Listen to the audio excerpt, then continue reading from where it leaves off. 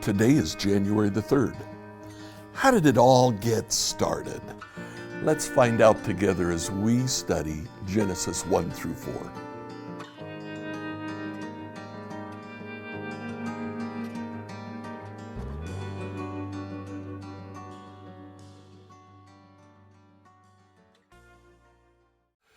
As we start in the book of Genesis at the beginning of 2022, we'd like you to read the first 4 chapters.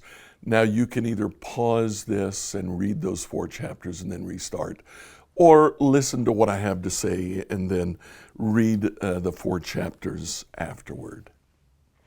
Genesis 1 is the story of creation. Now, this is written in a poetical form. One of the things that we do notice is that there is a parallelism.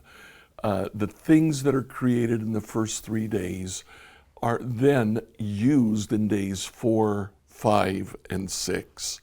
So in day 1, God created light and darkness.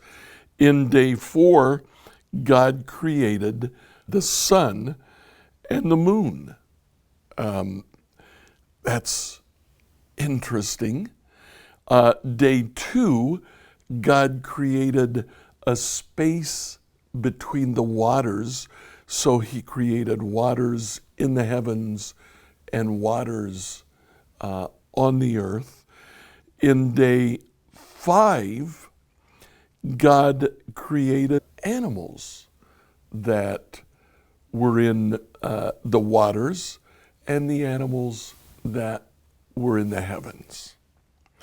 In day 3, God created dry ground and he created seas. In day 6, God created animals on the dry ground. That included the creation of man. There's a parallelism there. The second thing to notice in day 1 is the repetition of God saw that it was good. God's creation was a good creation. That Hebrew word for good means good. It means complete. It means perfect. What God did was perfect. And at the end of everything, God saw in chapter 1, verse 31, that it was very good. Now, chapter 2 is the story of creation from Adam's point of view. It focuses on the creation of man. It starts in what in chapter 1 would be day 6. And then it details the creation of man, the creation of woman, and what it meant for man to rule over the animals and the creation that God had made. The only other thing that I want to say about chapters 1 and 2 is that this is not intended to be a scientific description of the creation of the world. It's unjust for us to apply principles of science to these words that are poetical and theological in nature. Now, it's true, the creation of Adam and Eve, Jesus talked about the creation of Adam. Paul talked about the creation of Adam. It's true, it's just not intended to express science. Genesis chapter 3 is the story of the fall of man. And the interesting thing in the fall is that when we get to the curses, God says, you know, Adam, when I created you, I asked you to do 2 things. I asked you to enjoy what I had created, and I ask you to rule over it. Enjoyment and ruling were the two commands that God gave to Adam. Be fruitful and multiply. Spread this over all of the earth.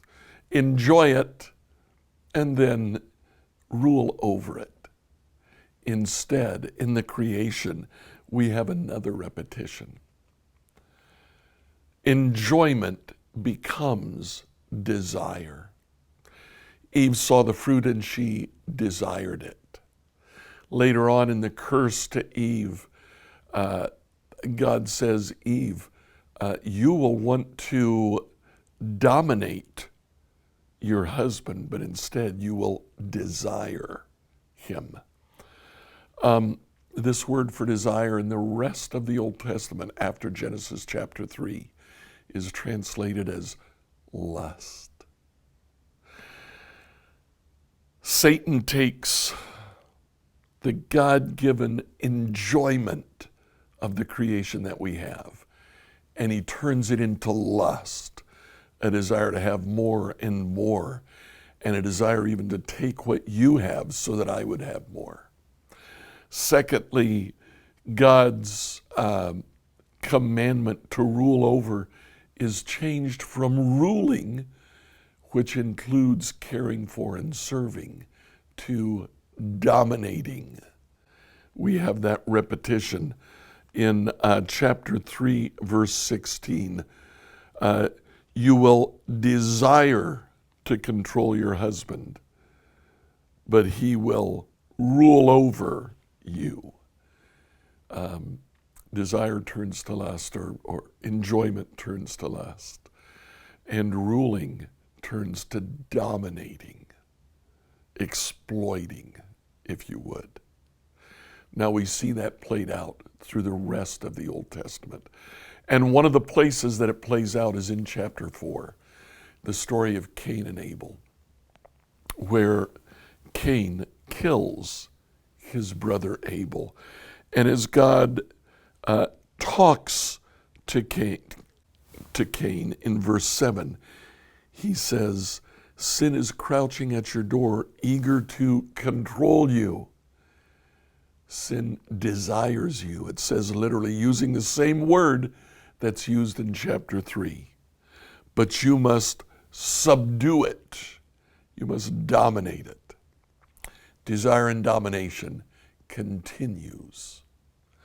We see here in Genesis 3 and 4 the story of the fall of man. It's not just Adam and Eve.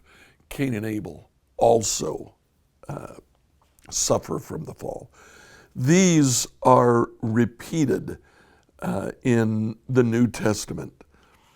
Romans chapter 7, 1 Corinthians 15, 1 Timothy talk about the historicity of Adam's creation and Adam's fall. Hebrews, 1 John, and Jude talk about Cain. The whole purpose of Genesis 1 through 4 is to tell us that what God created was good. Man took it and made it sinful. Man took it and destroyed it. So at the very end of chapter 4, some of the descendants of Cain, one named Lamech in particular, in verse 23 of chapter 4, one day Lamech said to his wives, Adah and Zillah, hear my voice. Listen to me, you wives of Lamech. I have killed a man who attacked me, a young man who wounded me. If someone who kills Cain is punished 7 times, then the one who kills me will be punished 77 times. The whole purpose of the story of Lamech is to show that the principle of sin has continued. Someone attacked Lamech, and so he killed him.